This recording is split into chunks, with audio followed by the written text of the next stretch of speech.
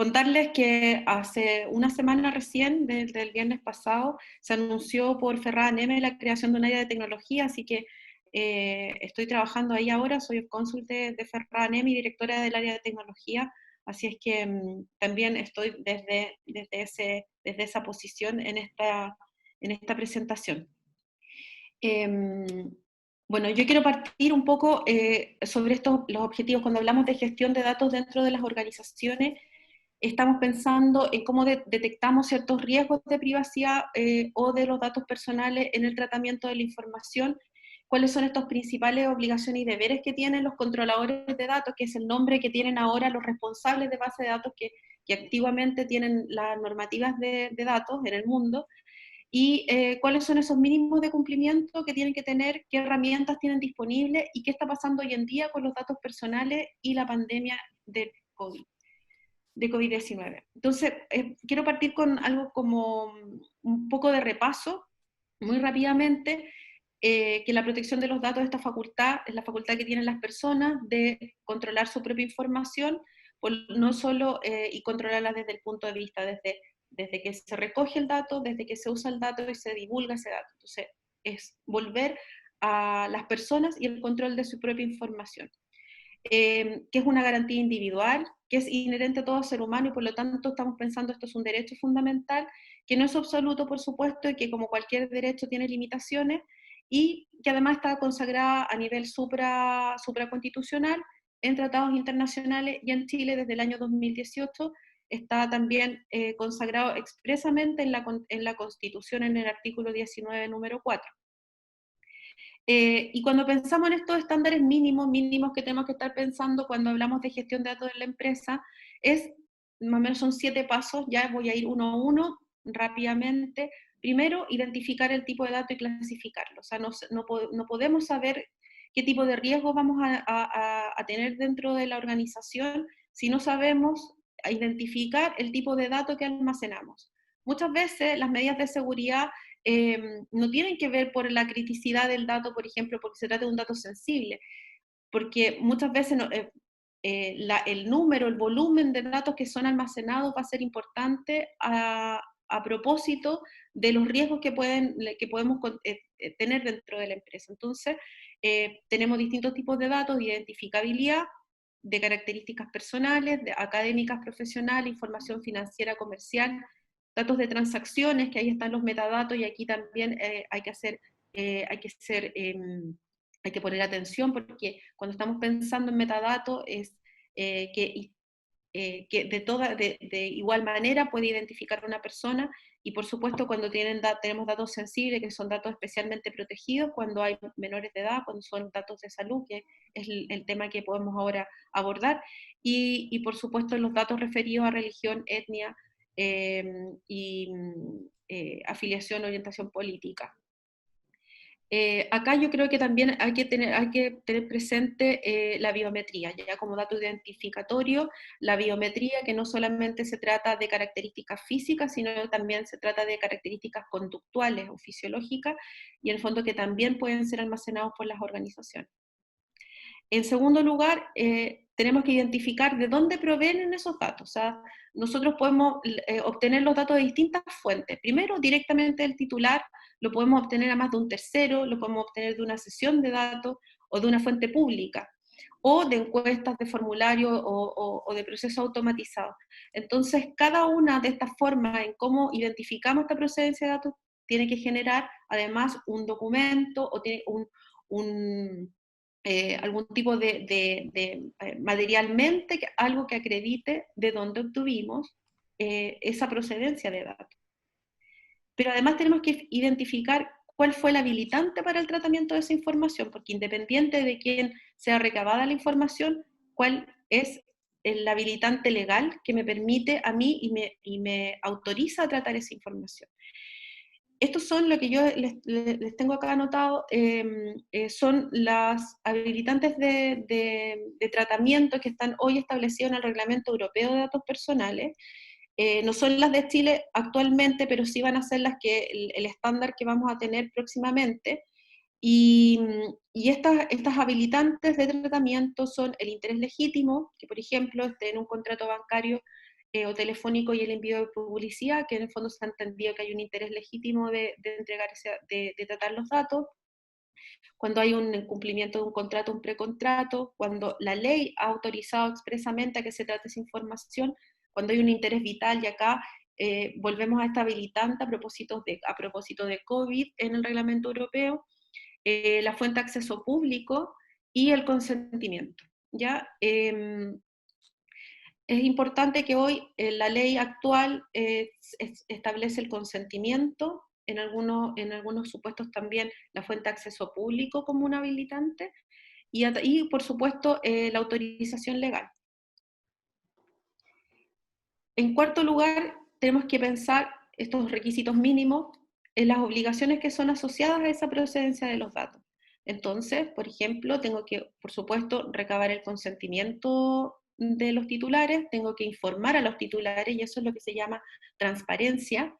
Tengo que establecer políticas de privacidad claras, legibles, tengo que tener mis términos y condiciones, y además establecer mis mecanismos para que puedan ejercerse los derechos ARCO, que son los derechos de acceso, rectificación, cancelación y oposición a los datos. Yo acá quiero referirme brevemente, pero quiero solo mostrarles que yo les estoy mostrando casi titulares sobre esto, porque lo que pasa es que cuando uno hace un zoom, y aquí quiero hacer un zoom, si el dato lo obtengo del interesado, por ejemplo, y estamos pensando en que tengo la obligación de transparentar y por lo tanto entregar información, yo voy a tener que fijarme en lo siguiente. Y miren, yo voy a tener que primero, si se toman las medidas para facilitar al interesado la información relativa al tratamiento de los datos, si esa información ha sido entregada de manera concisa, transparente e inteligible, si está en lenguaje corto y sencillo, si está por escrito, incluido además en medios electrónicos, si se facilita verbalmente, si se facilita el ejercicio del ejercicio de los derechos del interesado. Y si ustedes ven acá hay una serie de otras cosas, que no se las voy a leer, pero después les voy a dejar la ponencia. Hay una serie aquí de obligaciones que tiene la organización, y esto es lo mínimo que tendría que estar pensando solamente respecto de la obligación de transparentar, ¿ya? Y esto es lo que debe estar considerado también en una política de privacidad y en la serie de procedimientos que entrega la compañía o una compañía para facilitar el ejercicio de derechos de los titulares. Por ejemplo, en parte también, y lo tengo acá, marqué con amarillo algunas cosas que me parecen bien relevantes, que tiene que ver con el facilitar la información sobre el interés legítimo, porque actualmente el interés legítimo, especialmente en Europa, está siendo uno de los habilitantes legales que más se utilizan. También el informar a los destinatarios sobre o categorías de destinatarios. Más abajo, si vemos, es informar sobre la existencia de decisión automatizada y elaboración de perfiles. ¿Y eso por qué? Porque hoy en día, además de los derechos ARCO que nosotros conocemos, se han establecido y que también vienen en el proyecto de ley que se está tramitando, que es el derecho a la portabilidad de los datos y el derecho a oponerse a las decisiones automatizadas. ¿Ya? Entonces son dos derechos nuevos que están contemplados y que en Chile en el fondo también los vamos a tener. En quinto lugar, identificar los roles internos dentro de la organización. O sea, lo primero que tenemos que definir es identificar a nuestros titulares de datos, quiénes son. Luego, tenemos que identificar a los responsables, a los encargados o subencargados de tratamiento, porque las compañías tienen un giro, pero por supuesto cuando necesitan hacer, no sé, cumplir tiene una campaña publicitaria, por ejemplo, tienen que contratar una empresa que en el fondo experta en la materia y entregarle a ella el encargo de un determinado tratamiento. Entonces, ese encargado, y que ese encargado puede subcontratar a otro, entonces podemos tener una cantidad en el fondo de responsables, porque son de la misma manera responsables en el tratamiento de la información, muy larga, ¿ya?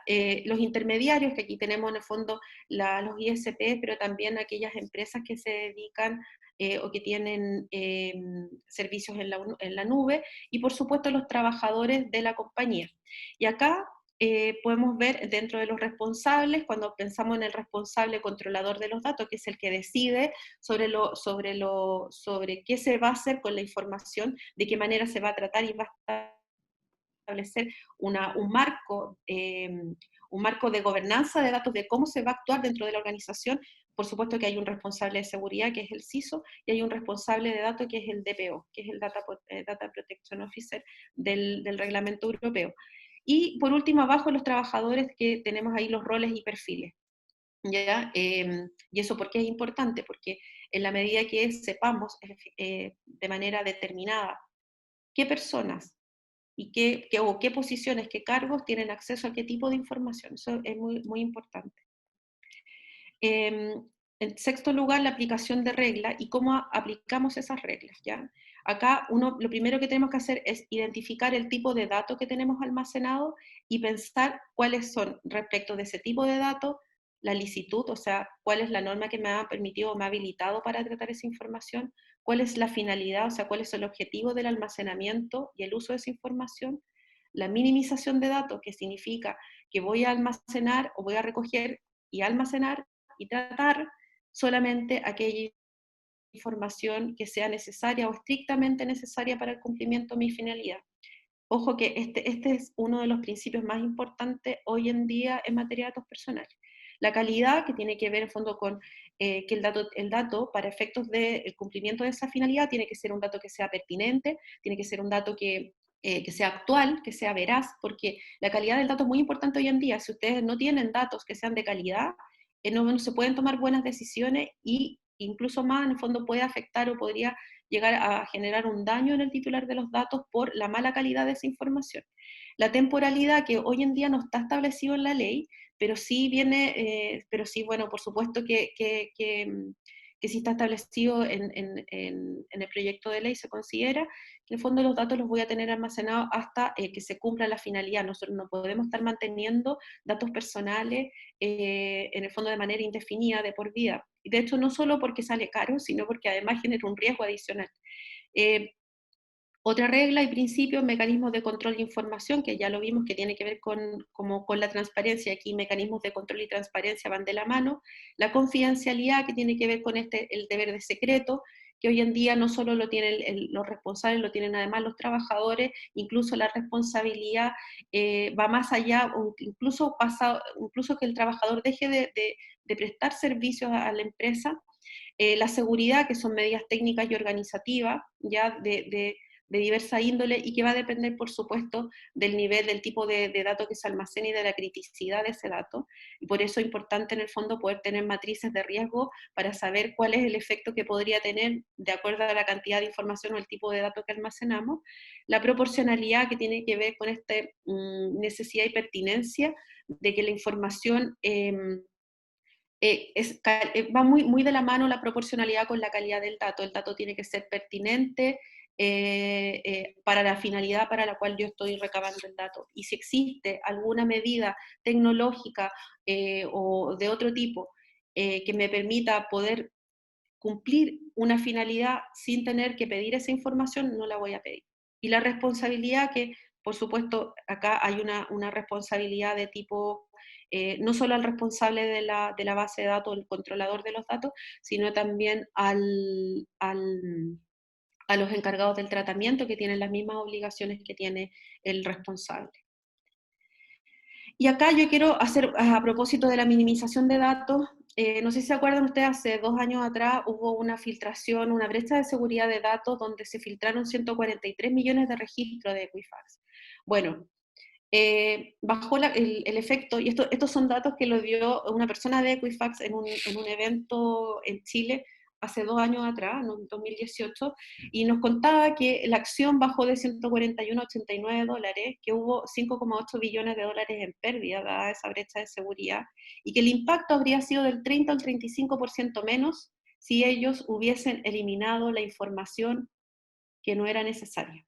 Y por eso vuelvo a la minimización de datos, porque el dato que tú no almacenas no te genera gasto alguno, por el riesgo y por el gasto, por el costo que tiene almacenar datos que no, imagínense, en ese caso ellos hicieron una revisión y verificaron que habían almacenado datos que no era necesario almacenar, y cuando hubo esta brecha de seguridad, el impacto fue a este nivel. Entonces, cuando estemos pensando en minimización de datos, inmediatamente pensemos en el riesgo que se genera o que podría generar. En séptimo lugar, que aquí ya con esto terminamos, que es evaluar los riesgos y las medidas de seguridad que vamos a tener que invertir.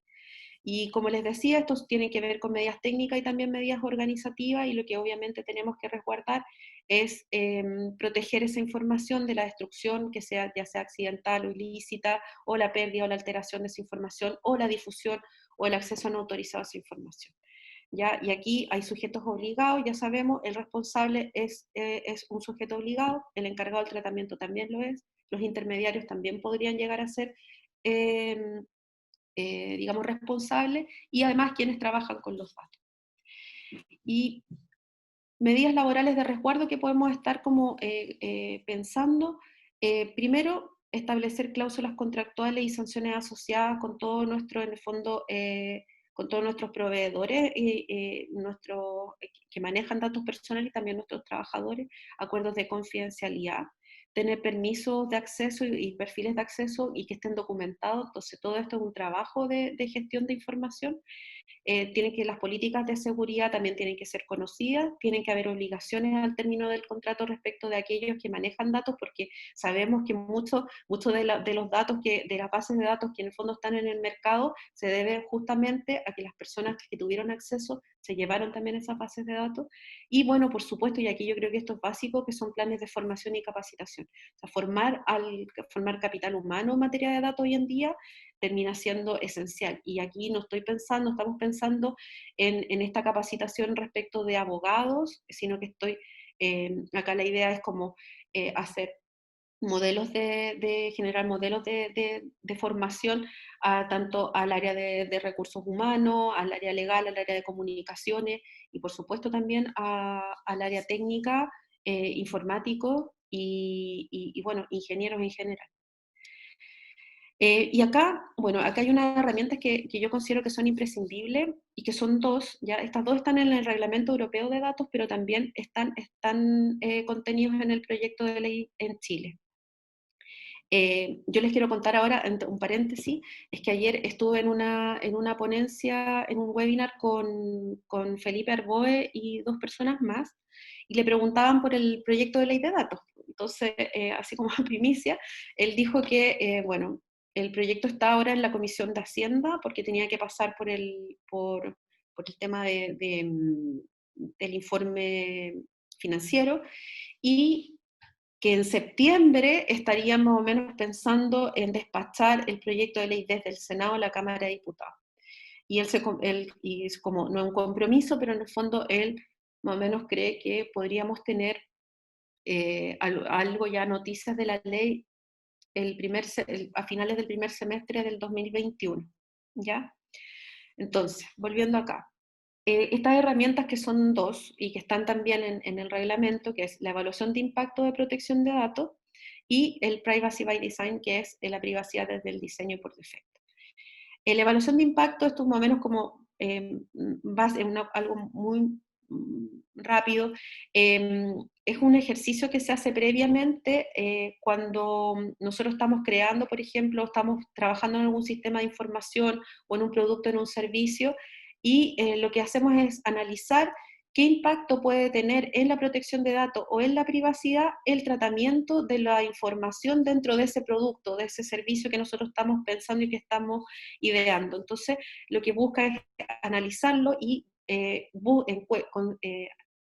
detecta en el fondo los riesgos que presenta ese sistema, los levanta y establece medidas necesarias para mitigar esos riesgos.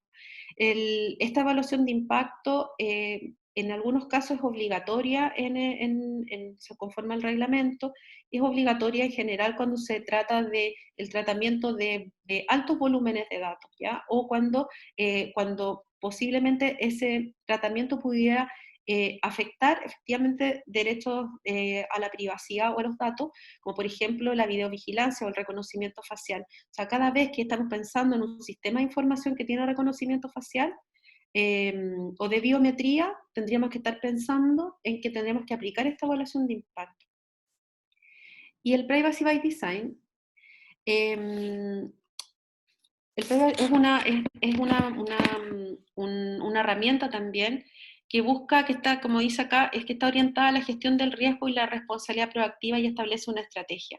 Pero lo cierto es que hoy en día, en esta relación que tenemos entre la privacidad y las tecnologías, que históricamente la discusión siempre este falso dilema entre que o la tecnología o la privacidad.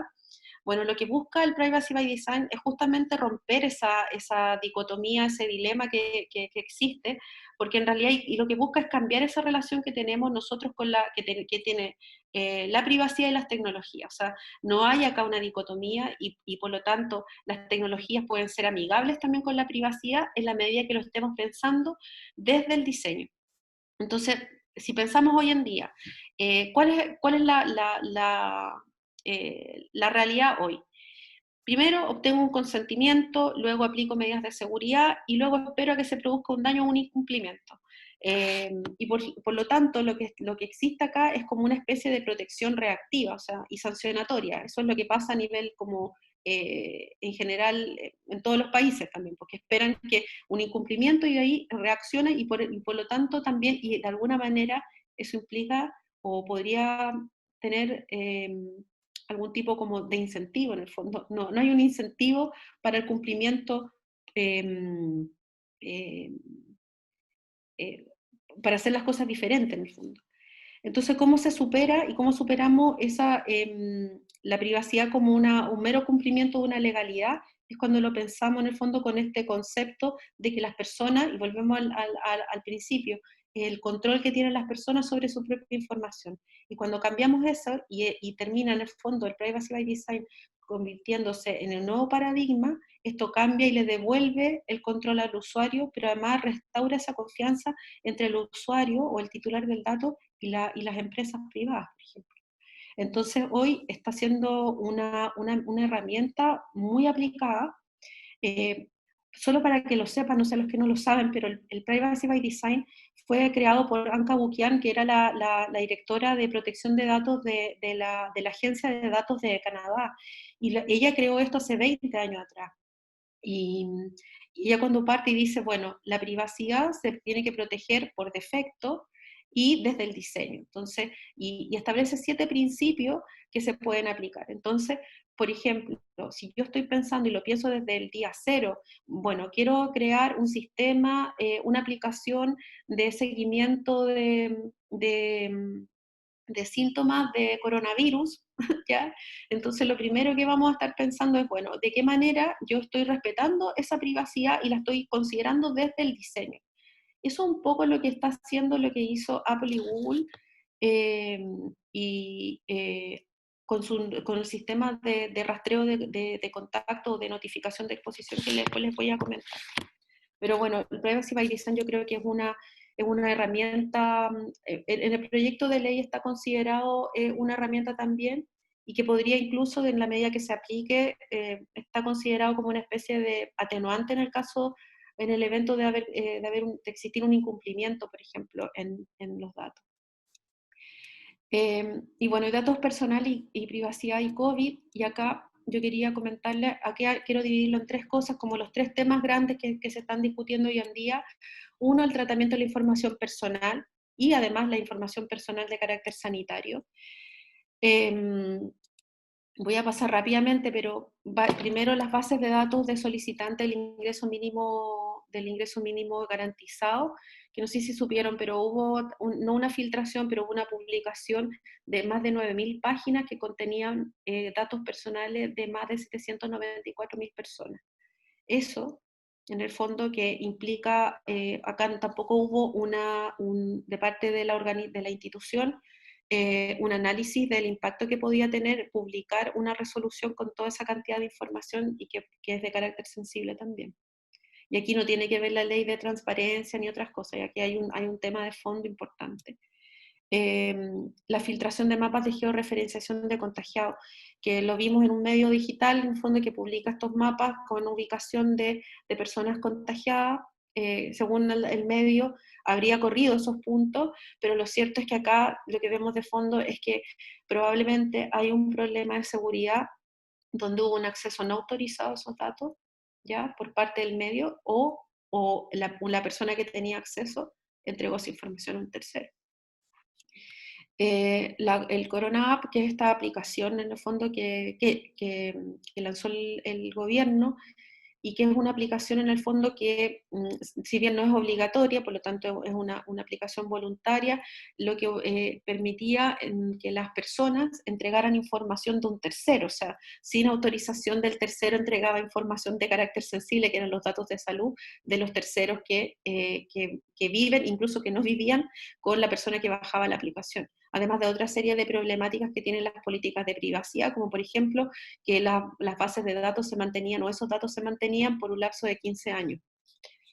La comisaría virtual, que partió siendo, se disponibilizó el uso de la clave única, pero ahora se eliminó, y eso por supuesto que genera temas de seguridad de la información, y los impactos que puede generar. O sea, esto también nosotros lo revisamos, y efectivamente la comisaría virtual tiene problemas de seguridad. Y bueno, la detención del vecino haitiano, que no sé si ustedes vieron, pero en televisión, de esta persona que estaba cobrando su seguro de cesantía, fue detenido por carabinero y luego fue golpeado.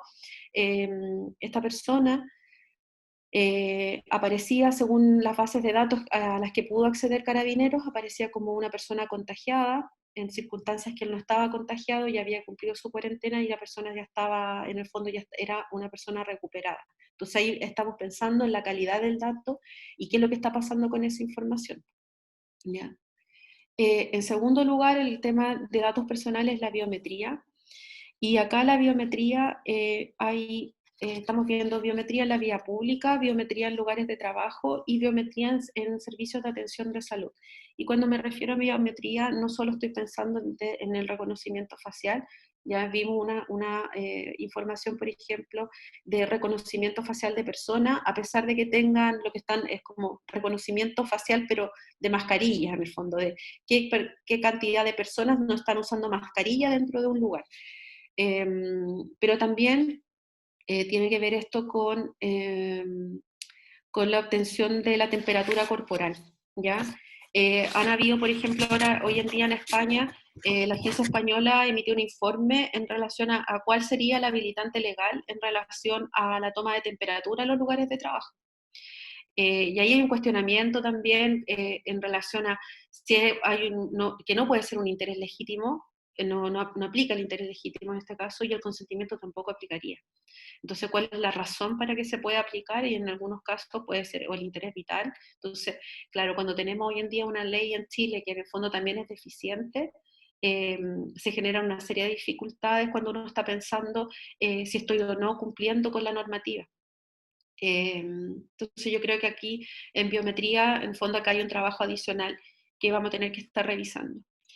Y por último, son el rastreo de contacto y la movilidad de las personas.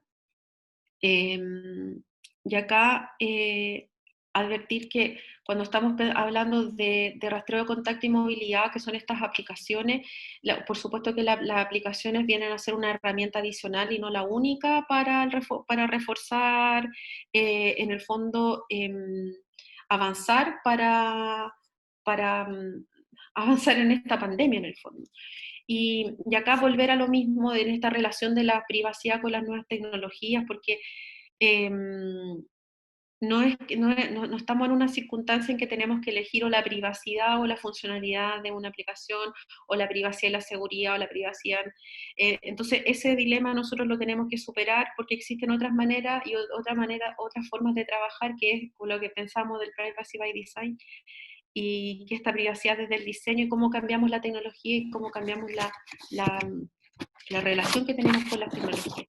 Y acá están estas aplicaciones de monitoreo que se llamaban, que eran la aplicación de monitoreo rastreo de contacto, le llamaron también aplicaciones de desconfinamiento, pero hoy en día estas aplicaciones se llaman aplicaciones de notificación de exposición. O sea, notifica la exposición que ha tenido una persona a la proximidad con una persona contagiada. Y bueno, y acá tenemos distintas aplicaciones o sistemas. En distintos estados en el mundo empezaron a... ¿Cómo estoy de tiempo? ¿Me pasé? Te quedan 10 minutos, Jessica. Como Ah, ya, partimos un poquito tarde, te quedan 10 minutos y con eso estamos. perfecto. Ya. Entonces, tenemos distintas aplicaciones que crearon estados, pero también algunas empresas a nivel europeo. Hubo un acuerdo en Europa de trabajar en un sistema paneuropeo de proximidad de contacto, para poder hacer traqueo de contacto, y lo que siempre pensando desde el punto de vista de la privacidad, o sea, esto ha sido, ya hemos visto aplicaciones asiáticas en el fondo de Oriente y además las otras aplicaciones en el fondo que se trabajan en Europa. Pero además el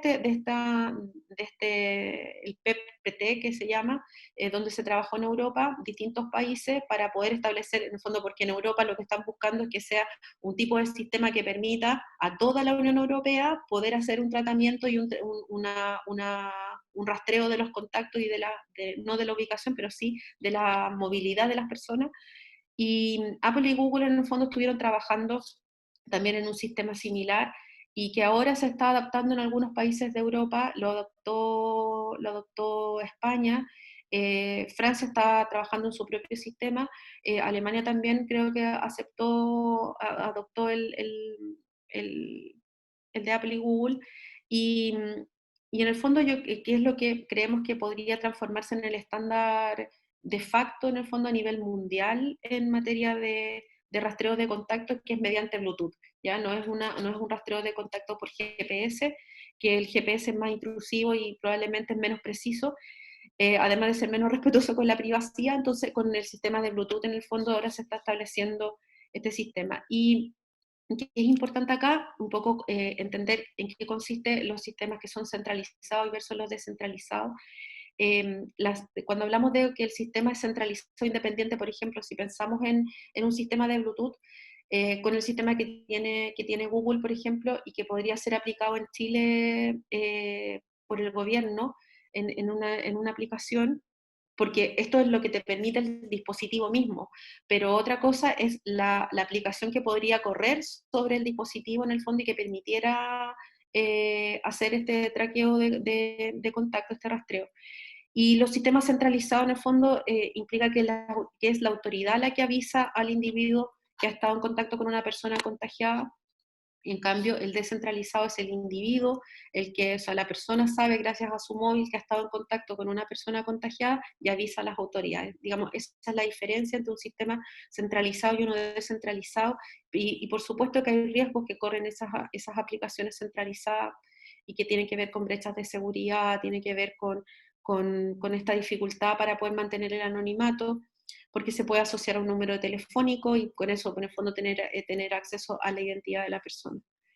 Entonces aquí en estos sistemas es clave para el seguimiento del sistema de Bluetooth, y lo que busca en el fondo el objeto es determinar el riesgo de exposición y no la ubicación de los pacientes, ¿ya? Y ahí es donde en el fondo cambia también el modelo de las aplicaciones que están establecidas, por ejemplo, en Oriente.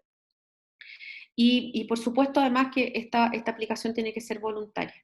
¿Ya? No podemos pensar en aplicaciones, la instalación de aplicaciones que sean obligatorias. O sea, eso sería prácticamente imposible. Y, em, y las problemáticas, en el fondo, que se dan hoy en día, de lo que yo, por lo menos de lo que hemos podido ver, es que los datos no se podrían estar compartiendo, estos datos, por fuera de los sistemas de salud. Y claro, bueno, probablemente se podrían compartir con investigadores de COVID-19, excepto que existiera un consentimiento libre en el fondo y previo para que pudiera hacerse el tratamiento de esa información, y que los datos en el fondo sean suprimidos una vez que o sean anonimizados lo antes posible terminada la pandemia. Estamos pensando que estos sistemas de movilidad de personas y de rastreo, este sería como una medida tecnológica de desconfinamiento. O sea, va a ser difícil en la medida que no tengamos vacuna, alguna manera, otra manera que con tecnología, en que necesariamente puede existir un tratamiento de la información. Entonces, hasta el momento, un sistema que podría ser beneficioso sería este. Entonces vamos a tener que estar atentos, en el fondo, a cualquier tipo de aplicaciones que puedan ser anunciadas próximamente, pero también pensando como de cara a las organizaciones de cómo pueden controlar al interior de su propia compañía el contagio. Y por último, bueno, acá de lo que se está debatiendo mucho hoy en día sería entonces la movilidad de las personas, los antecedentes sanitarios, que en el fondo son antecedentes de salud, y la obtención de la temperatura corporal, ¿ya? Porque digamos que esos son como los tres grandes temas hoy en día en materia de privacidad, y las medidas laborales que tienen que ver con esta, si dentro de la compañía se van a hacer test, si se van a hacer controles de temperatura, si se va a recabar datos de trabajadores, porque en el fondo también se está recabando información de trabajadores si pertenecen a ciertos grupos de riesgo. Y además, por supuesto, las otras riesgos que genera el mismo teletrabajo, ¿ya? Que requieren obviamente tomar medidas de carácter organizativo, técnico, jurídico, distinto dentro de las organizaciones. Y que por supuesto aquí vamos a tener que estar atentos a esa información que es especialmente protegida, o sea, estamos pensando en características físicas. Hoy en día todo esto que estamos haciendo, que en el fondo estamos ante un video con grabación, esto tiene que ver con características físicas, información que se va almacenando y que en el fondo requiere una autorización, un consentimiento, entre otras habilitantes. Y, y bueno, que hoy en día se ha incrementado el uso de los datos. Hoy en día, a propósito de esta telematización y todo lo que estamos incorporando en sede electrónica, está requiriendo además más cantidad de datos personales, manejar más datos, más medios. O sea, si hoy nos damos cuenta, la privacidad, y yo creo que hoy más que nunca hace sentido la frase que la privacidad es el pilar fundamental en la era digital. ¿Ya? Entonces no nos tenemos que olvidar de eso y bueno, parte es el trabajo que se debe realizar dentro de la organización y si no tienen digamos, las herramientas, vamos a tener que buscar esas herramientas fuera para poder, esto es un trabajo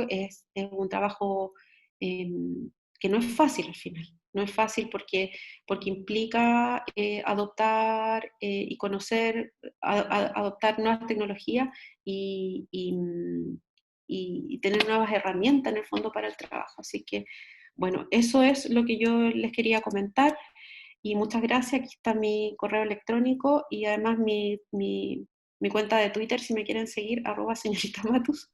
Ahí estoy siempre compartiendo noticias, cosas como, no sé, lo que está ocurriendo en el día a día en materia de privacidad de datos. Así que eso, muchas gracias por la invitación y bueno, quedo disponible para las preguntas un rato más, así que ahora adelante con mis compañeras. Muchas gracias, Jessica, te pasaste. O sea, la verdad que nos dejaste, creo que a todos impactados, aquellos que están, claro, obviamente hay muchos que están más al tanto en qué vamos, pero los que quizás no estamos tan arriba de este caballo, es realmente impresionante. Se nos viene, realmente un cambio de cultura, de Un mundo. cambio Bueno, cultural. así es. Bueno, y para pasar entonces a estos ya casos concretos, eh, vamos a partir con la presentación que nos va a hacer Claudia Cardoso. Ella es abogado de Falabella, ahí después me vas a corregir, Claudia, siempre me complico con tu gerencia, que es un poco largo el nombre, y que nos va a contar la experiencia de ellos, que es muy interesante porque no solamente abarca el caso chileno, sino que también el caso en varios otros países de Latinoamérica en donde el grupo tiene participación. Así que los dejo con ustedes a Claudia Cardoso.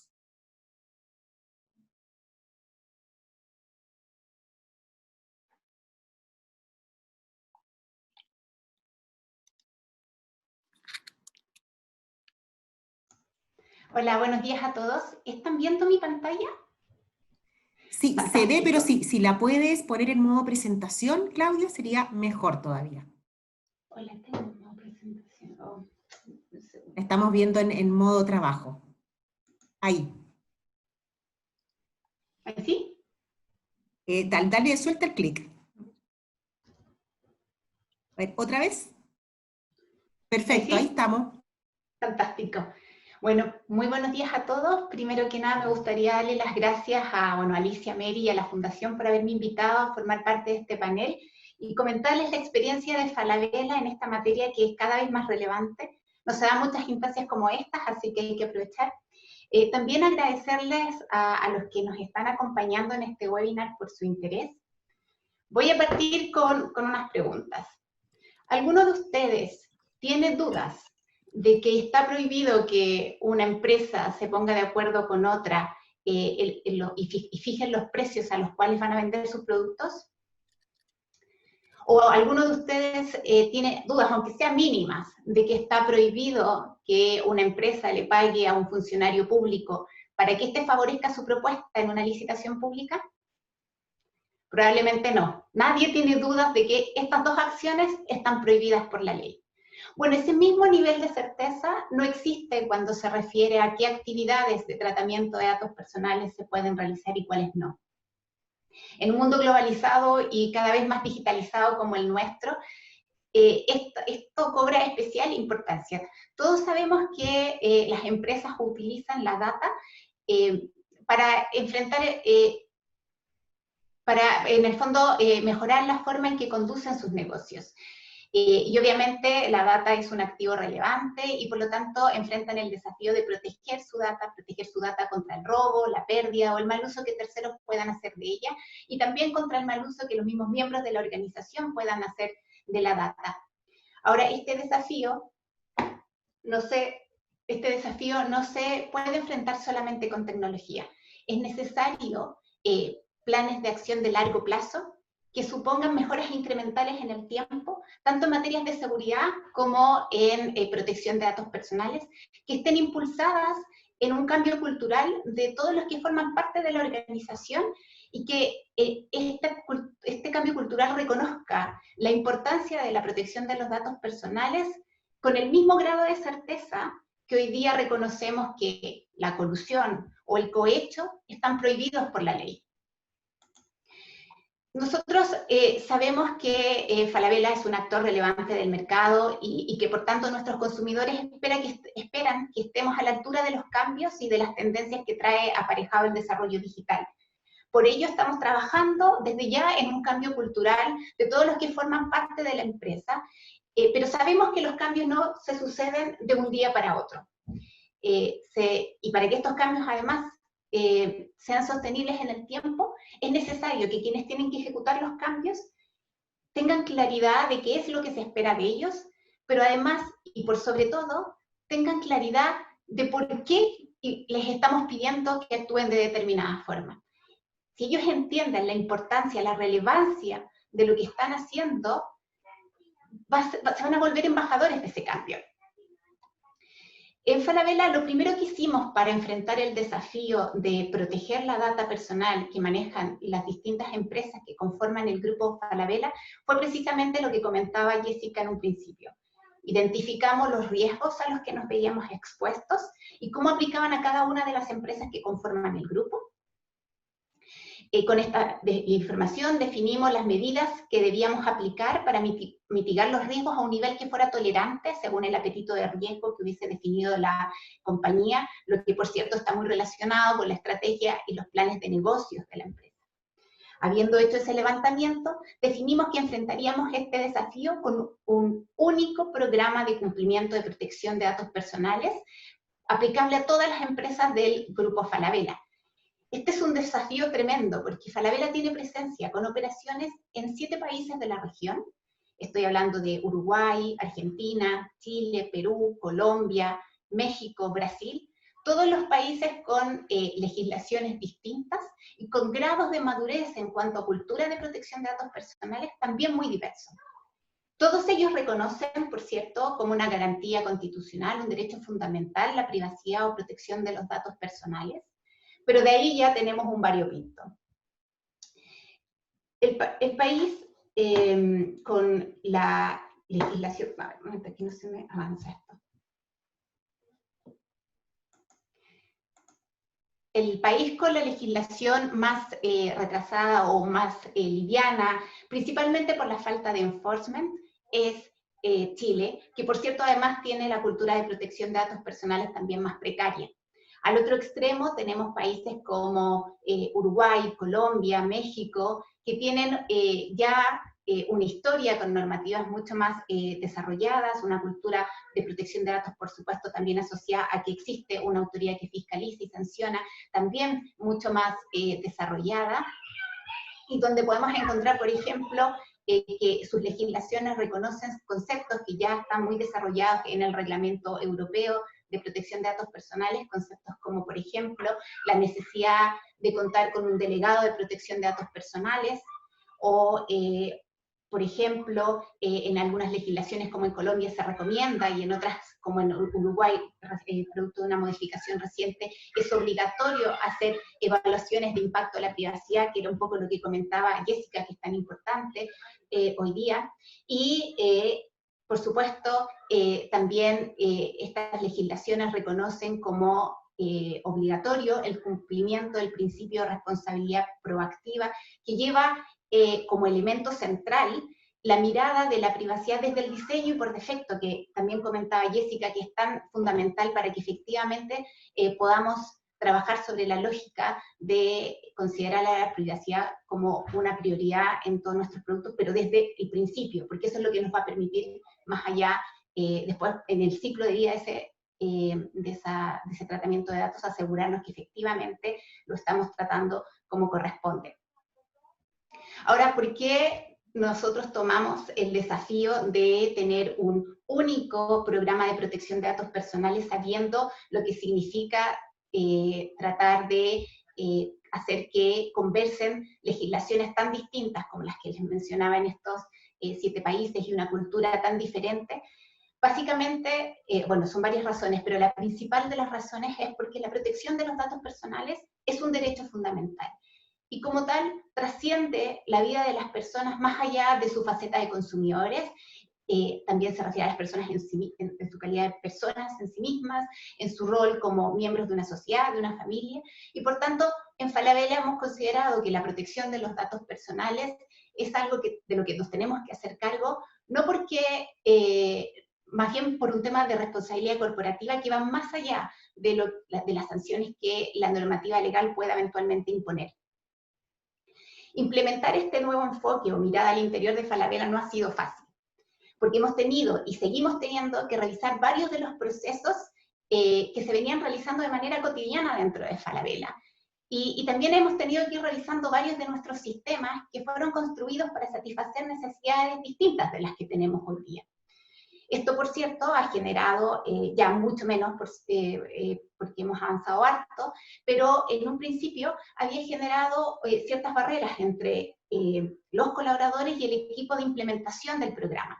Por ello, durante todo el proceso, la sensibilización y la formación de los colaboradores para que finalmente pudiéramos generar y desarrollar, y en algunos casos fortalecer la cultura de protección de los datos personales, era clave. La segunda razón por la que decidimos tener un único programa de protección de datos personales es porque creemos que va a mejorar la gestión del cumplimiento normativo y además, y algo que es muy importante también, va a mejorar la calidad y la disponibilidad de la data para todas las empresas del grupo. Hoy día, debido a la digitalización y el acceso a tecnología, operar con un único ecosistema digital es posible, pero además suena muy bien, y suena muy bien porque tiene muchas eficiencias asociadas.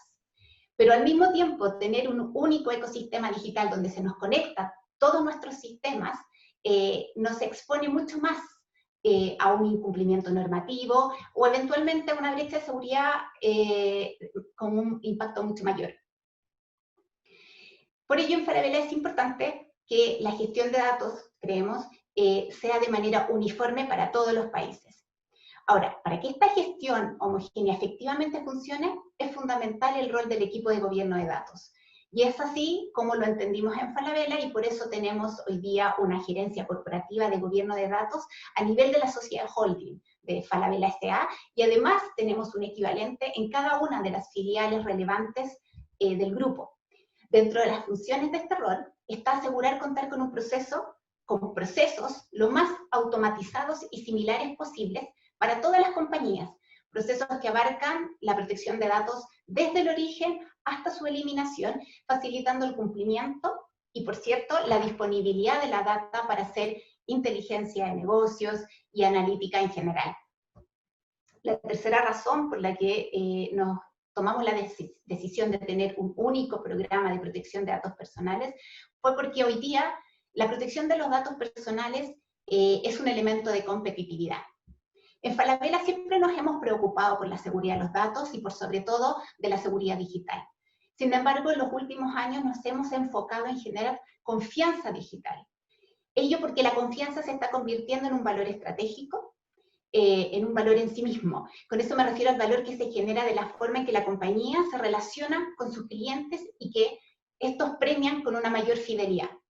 Construir confianza en nuestros clientes de que sus datos van a ser tratados correctamente, nos va a permitir distinguirnos de la competencia. Además, no contar con normas de protección de datos personales adecuadas pueden traer otras consecuencias significativas para el negocio. Por ejemplo, el no poder hacer negocios con ciertas empresas o eventualmente con jurisdicciones completas.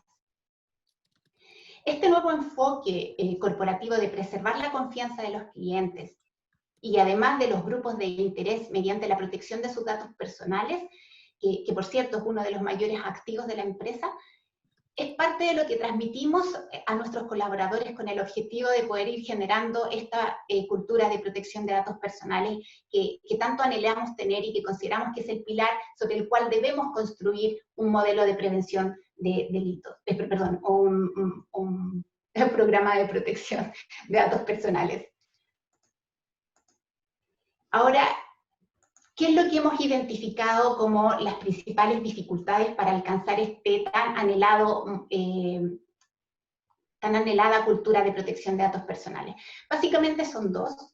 La falta de conciencia, que era un poco lo que ya les había comentado anteriormente, y la necesidad de contar con un equipo multidisciplinario que hable un lenguaje común. En relación a la primera dificultad, la falta de confianza, el desarrollar un único programa de protección de datos personales para el Grupo Falabella no ha sido fácil, no porque no tengamos experiencia o no tengamos un equipo calificado para ello.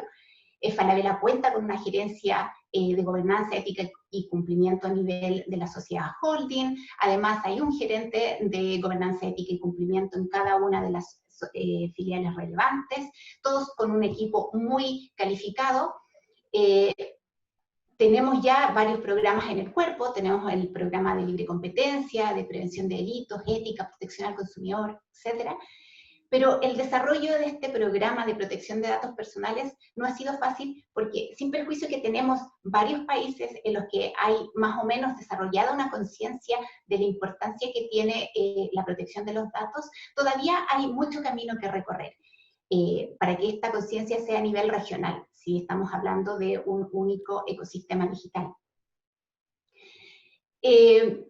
Esta falta de conciencia corporativa, sobre todo al principio, por ejemplo, significó que tuviéramos varios colaboradores que cuestionaban la necesidad del programa. Y era muy común escuchar frases como, pucha, ¿por qué lo tenemos que hacer ahora así? Si lo hacíamos de esta forma y funcionaba muy bien. O ¿por qué tengo que dejar de enviarle esta información a este cliente si yo estoy seguro que es información que le interesa? Y además, si no se la envío, van a disminuir mis proyecciones de venta. Estos pensamientos eran los que podían llevar a que actividades consideradas como importantes por los colaboradores empezaran a rezagar las actividades relacionadas con el tratamiento de datos personales, y por tanto, en la primera etapa del desarrollo del programa de protección de datos personales, nos hemos enfocado fuertemente en la información y en la formación de todos los colaboradores, desde los ejecutivos de primer nivel hasta aquellos que ya están en la operación, de técnicos, de todas las áreas involucradas. Y porque creemos que si les transmitimos el papel fundamental que juegan en el tratamiento de los datos personales y en el éxito del programa, si logran entender la gran responsabilidad que tienen al tratar los datos personales, va a ser menos probable que mañana tengan alguna objeción o reparo a tratar esos datos personales con respeto. La otra dificultad que encontramos y que ya estamos trabajando muy bien en Falabella es que para poder desarrollar un programa de protección de datos personales que efectivamente sea aplicable a la realidad de Falabella y en general yo creo que a la realidad de cualquier empresa, es importante que se trabaje con un equipo multidisciplinario y que hable en un lenguaje común. Esto porque necesitamos que el equipo técnico y el equipo jurídico se entiendan entre sí.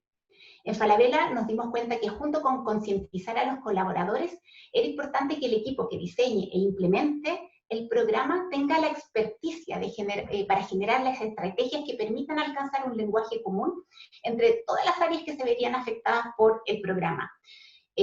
Solo con un trabajo unificado y multidisciplinario de las áreas técnicas y jurídicas, con esto me refiero, por ejemplo, a seguridad de la información, a tecnología, a recursos humanos, a comunicaciones, a gobierno de datos, por cierto, a legal, entre otros, íbamos a ser capaces de establecer procesos que estuvieran realmente enfocados en la protección de datos personales y que además, y este es un elemento súper importante que no podemos dejar fuera, que además esos procesos se diseñen de tal forma que la carga operativa que puede generar a los colaboradores debido a los recuerdos de protección de datos personales que tienen que implementar sea la mínima.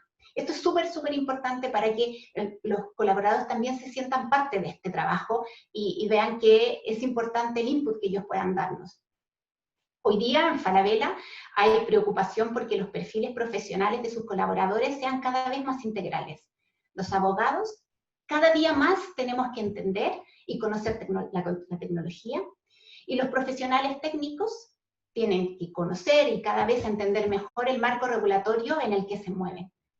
En conclusión, y con esto termino, en Falabella creemos que en una sociedad digital donde los datos son el insumo para la expansión del Big Data, de la analítica, de la inteligencia artificial, tener buenas prácticas es clave para que las personas tengan certeza de que ni sus datos ni su privacidad se van a ver vulnerados y para que nuestro negocio además sea sostenible en el tiempo.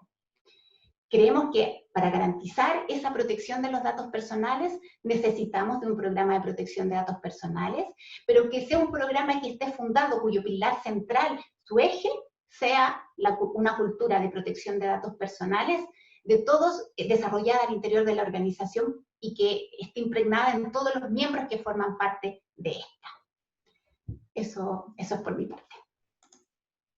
Muchísimas gracias, Claudia. Nos dejaste con la vara también bastante alta a muchos de nosotros.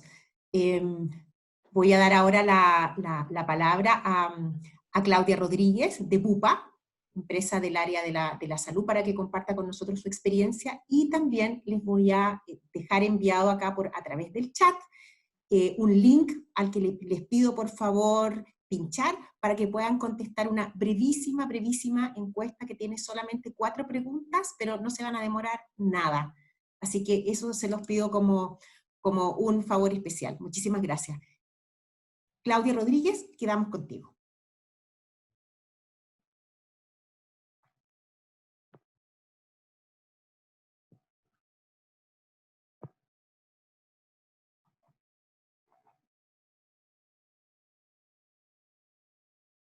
¿En mi pantalla?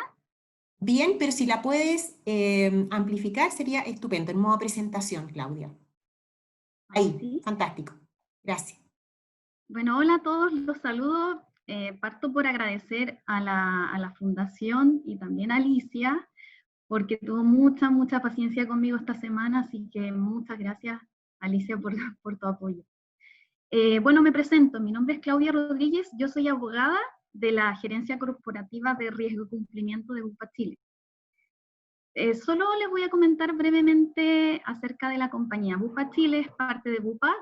Bupa es un grupo de salud británico con presencia en diversos países del mundo. La operación en Chile es administrada por Sanitas, una compañía que está en España, quienes reciben nuestra información, consolidan nuestra información y la envían a la matriz que está en UK. ¿Ya? Eso como en cuanto a la compañía. Para comenzar a hablar, en este contexto, lo que nosotros como Bupa hacemos en cuanto al tratamiento de datos, hacemos tratamiento de datos de principalmente pacientes y trabajadores. En cuanto al tratamiento de datos de pacientes, el tratamiento lo hacemos dando cumplimiento a la normativa, la ley 20.584 que regula los derechos y deberes del paciente. Cuenta con artículos relativos a la reserva de la información en la ficha clínica, hace referencia a que la ficha clínica es un instrumento obligatorio que integra toda la información necesaria relativa a las diversas áreas de salud de los pacientes. También al decreto relativo a número 41, que es el reglamento sobre las fichas clínicas, y eso en cuanto al tratamiento de la información de los pacientes. En lo personal me parece que lo relevante o la idea de lo que busco compartir con ustedes como empresas socias del grupo Más Providad es cómo es que nosotros hacemos tratamiento de los datos, de la información de trabajadores en este contexto. Y tal vez también cómo hacemos tratamiento de los datos en términos generales, pero no enfocándonos en los pacientes, porque tendríamos que revisar mucha normativa y tal vez traer a un médico y que nos hable y revisemos esto más en detalle. En cuanto al tratamiento de la información de trabajadores, contamos con protocolos internos que desarrollamos conforme a la normativa establecida por la autoridad sanitaria. También hacemos el tratamiento conforme a la cláusula de tratamiento de datos personales que está en los contratos de trabajo, y contamos también con una política de privacidad, que vamos a revisar más adelante. En cuanto a los trabajadores, hacemos una distinción. Trabajadores que son funcionarios de la salud y trabajadores que desempeñan otro tipo de funciones.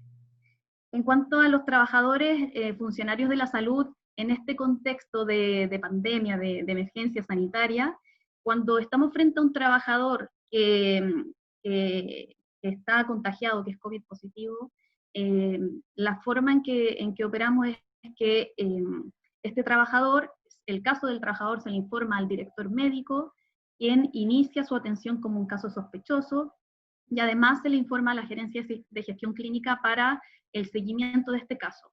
Aquellos casos en los que hay trazabilidad laboral, se informan además a las áreas de persona y prevención de riesgo para la derivación a la ACH o al hospital de trabajador más cercano, y para los casos donde no hay trazabilidad laboral, va a ser el director médico quien va a generar las acciones de si se trata de un caso positivo, etc. Y para trabajadores que desempeñan otro tipo de funciones, cada caso se informan a las jefaturas y también al responsable de recursos humanos de la correspondiente unidad de negocio para su apoyo y el seguimiento del trabajador. Y también si se trata de un caso con trazabilidad laboral, se procede de la misma forma, informando al área de personas y de prevención de riesgo para la derivación. Junto a esto, también en la compañía hemos desarrollado tal vez una sensibilidad, generar sensibilidad en cuanto al tema. En cursos de capacitación sobre el coronavirus, sobre el COVID, sobre lo que estamos viviendo, herramientas, actividades de difusión constante sobre la materia, y también reforzar el apoyo que se requiere de los líderes en cuanto a esto. Cómo apoyar a su equipo, cómo no hacer sentir al trabajador contagiado de manera distinta, que no se sienta discriminado, que no se den esas situaciones en el equipo de trabajo, ¿ya? De esta forma entonces estamos operando en cuanto a los trabajadores que presentan casos son positivos. En cuanto a reportes, lo que estamos haciendo y los reportes que realizamos el día de hoy son respecto de trabajadores que son funcionarios de la salud. Por instrucción de la autoridad sanitaria debemos reportar el número de funcionarios de salud positivos y el número de contactos. Entonces solo información de datos, el número. En cuanto a los trabajadores que desempeñan otro tipo de funciones, desde el equipo desde la gerencia de riesgo cumplimiento, realizamos un reporte semanal en donde informamos también la cantidad de trabajadores contagiados a la compañía en España, quienes consolidan la información y la envían a UK. Y independiente a estos reportes que realizamos, es obligación también del médico tratante que diagnostica un caso probable o confirmado de notificar a la autoridad sanitaria todos los datos personales del paciente, además de otras circunstancias, porque tiene que ver con una vigilancia epidemiológica, tiene que ver con la salud pública y con las medidas que se están adoptando para esta contingencia. En cuanto a la gobernanza de los datos, lo que hemos desarrollado en Bupa es que contamos con un oficial de protección de datos aprobado por directorio. Este oficial de protección de datos pertenece a la gerencia legal, o sea, dentro de la primera línea de defensa, la gerencia legal, es el subgerente legal en particular, quien tiene como principal responsabilidad gestionar los riesgos relativos a la privacidad, en conjunto con el subgerente de seguridad de la información. Son responsables del subcomité de privacidad y seguridad de la información. Este subcomité depende del comité de riesgo de la compañía, tiene como objetivo mitigar los riesgos asociados a la privacidad, seguridad de la información, ciberseguridad. Está integrado por el gerente corporativo de riesgo cumplimiento, es de la segunda línea de defensa, por el gerente corporativo de TI, por el subgerente de seguridad de la información, el encargado de protección de datos, el oficial de protección de datos, el gerente corporativo de marketing, gerente corporativo médico, y el subgerente de compensación, de gestión y compensación del área de personas. Sesiona con una periodicidad trimestral, algo que se requiera por cuestiones extraordinarias, una sesión adicional, y tiene dentro de sus principales funciones el establecer una visión transversal en cuanto al análisis de esta materia, de la privacidad de la información, privacidad y seguridad de la información, realizar revisión de incidentes relativos a privacidad, establecer estrategias de mitigación de riesgo en esta materia, y funcionar como un canal primario de discusión sobre estos asuntos. Eso entonces en cuanto a la gobernanza. Esto está muy vinculado con una política de privacidad. Acá es importante comentarles que en Bupa las políticas son globales. Se aplica la misma política a todas las compañías en el mundo. Sí, de todas maneras se establece que si hay normativa local que establezca un estándar más riguroso o más elevado que lo establecido en la misma política, entonces se va a privilegiar y se va a actuar conforme a la normativa local. Bueno, Jessica lo comentó, la GDPR establece un estándar súper elevado en cuanto al tratamiento de los datos, la privacidad, y nosotros que somos una compañía global, esta política de privacidad también establece un estándar bastante elevado. Acá yo les puse solo algunos principios o requerimientos como principales en cuanto a la política de privacidad. Lo primero establece que realizamos una utilización justa, legal y transparente de los datos. Es decir, que informamos adecuadamente el dato qué es lo que estamos recopilando, por qué lo estamos recopilando y con qué fin lo vamos a utilizar. Damos cumplimiento a las leyes y normativas locales.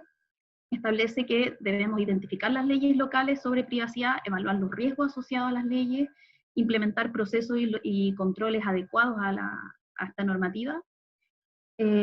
Otro punto, principio, requerimiento, tiene que ver con la utilización de los datos adecuados y relevantes.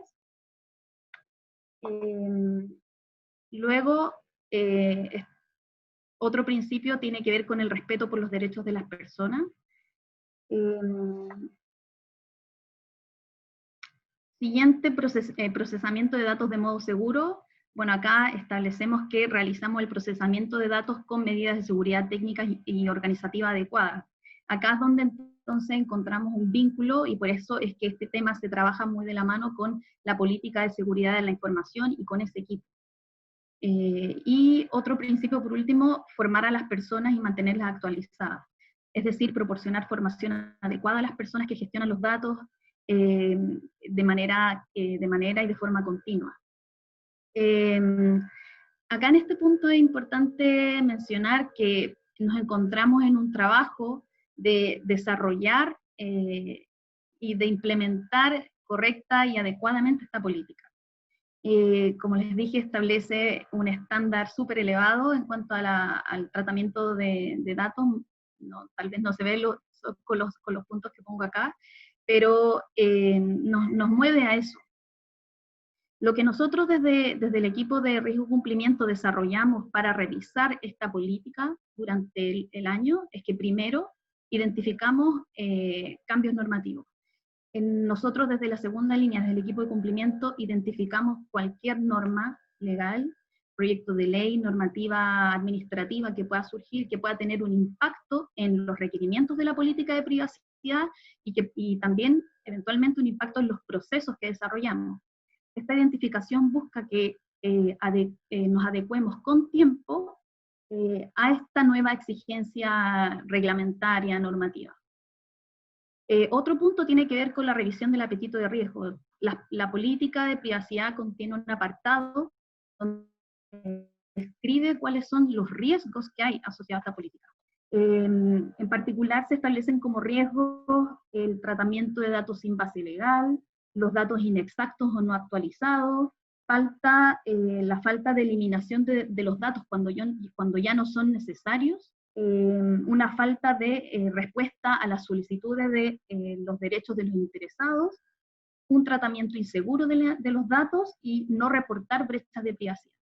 Conociendo los riesgos que se describen en esta misma política, nosotros como equipo revisamos con el propietario de esta política los riesgos y si han ocurrido situaciones que nos estén llevando a vulnerar el apetito de riesgo definido por la organización. Otro punto y otra actividad que desarrollamos del equipo de cumplimiento tiene que ver con la autoevaluación de cumplimiento. También es un proceso global. Todas las compañías de BUPA participan de este proceso de autoevaluación que se realiza una vez al año y lo que busca es conocer el grado de implementación de la política. A través de una encuesta que resume los principales requerimientos de la política, cada propietario debe evaluar cómo ha sido y cómo va el nivel de implementación. Si está totalmente implementado, si hay brechas mayores o brechas menores en cuanto a la implementación de los requerimientos. Y este resultado, esta evaluación, se analiza no solo desde el propietario acá en Chile, sino que también desde España, Sanita, y también finalmente la matriz en UK. Los resultados finalmente de esta evaluación completa se comparten obviamente con el propietario de la política en Chile y nosotros desde el equipo de riesgo y cumplimiento durante el año hacemos seguimiento y monitoreo a la implementación de la política. Cuando hay políticas que nos encontramos que no están 100% implementadas, les pedimos establecer un plan de acción para movilizar esa política a un mayor grado o nivel de implementación. En este caso, la política de privacidad presenta brechas menores en su grado de implementación y nosotros justamente ahora nos encontramos en un proceso de estar revisando con el propietario de la política de privacidad, con el oficial de protección de datos, que es su gerente legal, cómo va con los planes de acción, actividades tal vez que ha dejado de desarrollar. Y por último hacemos una verificación de cumplimiento. También anualmente desarrollamos actividades de verificación de cumplimiento de assurance que buscan, básicamente funciona tomando los resultados de la evaluación de la política de privacidad, revisamos cómo es que se da cumplimiento a algún requerimiento o requisito en particular. Luego en esta revisión de revisar los procesos, pedir evidencia, preparamos un informe y en caso que detectemos que hay brecha o que hay situaciones que requieren plan de acción, también les pedimos al propietario que implemente el plan de acción y que lo desarrolle. Todo esto está dirigido a movilizar, como les digo, la política de privacidad a un grado mayor en su implementación. Pero también somos conscientes en cuanto a la realidad local, a la legislación local que tenemos y que buscamos hacer una transición tal vez puede ser lenta, pero una transición acorde a nuestra cultura, acorde a lo que estamos viviendo. O sea, no vamos a pretender establecer de un momento a otro un estándar similar al que pueda existir en España, en circunstancias que primero buscamos establecer de manera sólida principios más bien básicos, para luego ir subiendo de nivel en cuanto a la madurez en este tema. Quise que también aquí hacer referencia al canal de denuncia, porque también me parece que en este contexto es una muy buena herramienta, no solo en este contexto, pero en particular nos sirve para conocer si es que se han dado situaciones en la organización donde pueda estar existiendo discriminación a compañeros, a trabajadores que sean COVID positivos, o mal uso de la información de estos trabajadores, etc. Y bueno, nuestro canal de denuncia, desde el 1 de enero a la fecha, hemos investigado 58 denuncias. Hemos recibido más, pero que por falta de mérito o de información no hemos podido investigar. Y de las 58 denuncias investigadas, 13 tienen que ver con COVID. También de la matriz nos pidieron hacer una revisión más exhaustiva y más presente en cuanto al canal de denuncia, darle prioridad a cualquier denuncia vinculada al tema COVID. Y de estas 13 denuncias, solo hemos tenido una que puse aquí como un extracto en cuanto a la relativa como a la información que se manejó en el equipo y al impacto que pudo tener en los compañeros. Y esta denuncia básicamente la presentó un grupo de trabajadores en contra de una compañera de trabajo. Ellos solicitaban su desvinculación o el traslado de esta persona por falta de ética profesional y también por representar un peligro para la salud pública. Sucedió que la trabajadora denunciada le comentó a sus compañeros de trabajo que había asistido durante el fin de semana a una fiesta con una amiga con COVID positivo. Eso obviamente generó en el equipo mucha inseguridad, temor por verse expuesto a estar contagiados tal vez. Esta trabajadora indican también en la denuncia que no solo no le informó de esta circunstancia a su jefatura, de este contacto estrecho, sino que ya continuó asistiendo a su lugar de trabajo. Esta ha sido tal vez la denuncia más complicada en cuanto a relativa a la información de un trabajador que, bueno, estaba con una persona con contacto estrecho. Esta trabajadora denunciada finalmente presentaba los síntomas, y eso, afortunadamente, de las conversaciones que hemos tenido con el equipo de personas, no hemos recibido comunicación o información de algún trabajador que se haya sentido discriminado o que complicada en cuanto a este tema. Bueno, para cerrar, acá puse como comentarios brechas de oportunidades. Como comentario, existe en la compañía la cultura de realizar el tratamiento de datos sensibles éticamente, cumpliendo la normativa. Claro, somos el holding, tiene compañías que son prestadores de salud, de servicios de salud, y la normativa es alta en cuanto al tratamiento de los datos sensibles, datos de salud, y en ese sentido existe la cultura en la organización a que debe existir siempre un tratamiento ético de estos datos. Otro punto, brecha, tiene que ver con reforzar constantemente la responsabilidad de cada trabajador en cuanto a lo que comunica y a quienes lo comunica. Está vinculado también a la denuncia que les acabo de indicar.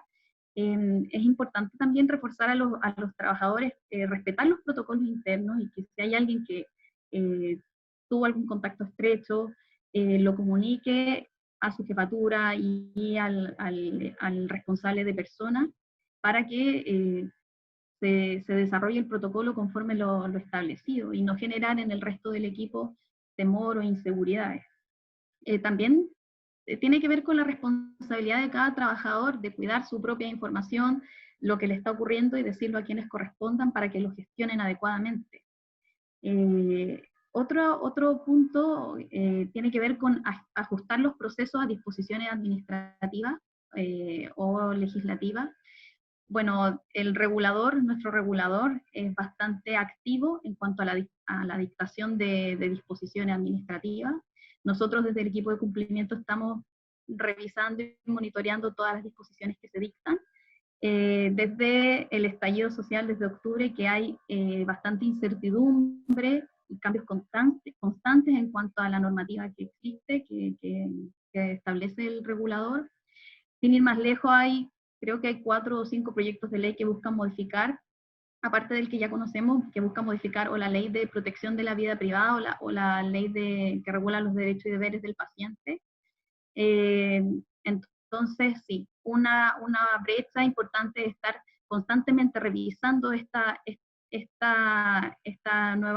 posible nueva regulación para adecuarnos oportunamente a las nuevas formas y adecuar nuestros procesos y dar cumplimiento estricto a la nueva regulación. Otro punto tiene que ver con que los nuevos desarrollos tecnológicos consideren el adecuado tratamiento de datos desde el origen. Yo creo que esto tal vez es algo que pueda tener aplicación a las otras compañías que representamos todos quienes estamos hoy acá, y que debido a esta nueva forma de trabajar es necesario tal vez desarrollar procesos de otra manera, utilizando la tecnología, y es súper importante que se considere una evaluación de privacidad o de seguridad de la información oportunamente, desde el origen y no después de que esto ya se haya desarrollado. Y por último puse como brecha fortalecer la uniformidad de protocolos. Si bien tenemos protocolos establecidos en cuanto a la forma de actuar, existe la brecha de establecer una uniformidad de estos protocolos. Eso es lo que les quería compartir. Como les dije, la idea es compartirles la forma en que nosotros lo estamos desarrollando. Me parece que siempre es bueno compartir buenas prácticas que se puedan utilizar y que se puedan tomar para la realidad en la que uno está en la organización. Eso, muchas gracias.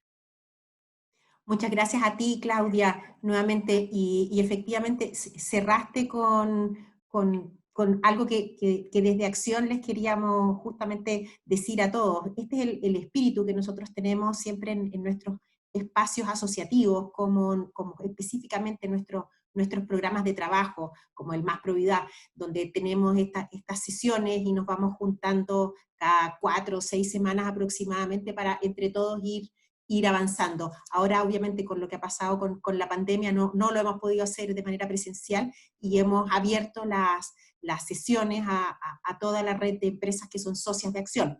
Pero nuevamente volvemos a invitarlos a que se sumen al programa, donde están empresas como Bupa, en la cual Claudia Rodríguez trabaja. De hecho, Claudia participa en el programa, y de Falabella también, con quien contamos incluso en el comité ejecutivo de la línea de ética y gobernanza. Es un poco tarde, pero hay una pregunta acá que nos hizo hace mucho rato Lorena Venegas de Komatsu, y nos pregunta lo siguiente. Dice que actualmente a las compañías se les está solicitando información de los estados de salud de sus empleados por la contingencia del COVID-19. ¿Cómo podemos resguardar la confidencialidad y tratamiento de los datos para no tener el riesgo de ser sancionados? Los invito, Jessica, a las dos Claudias a comentar esta pregunta. Y con ella damos fin al webinar de hoy.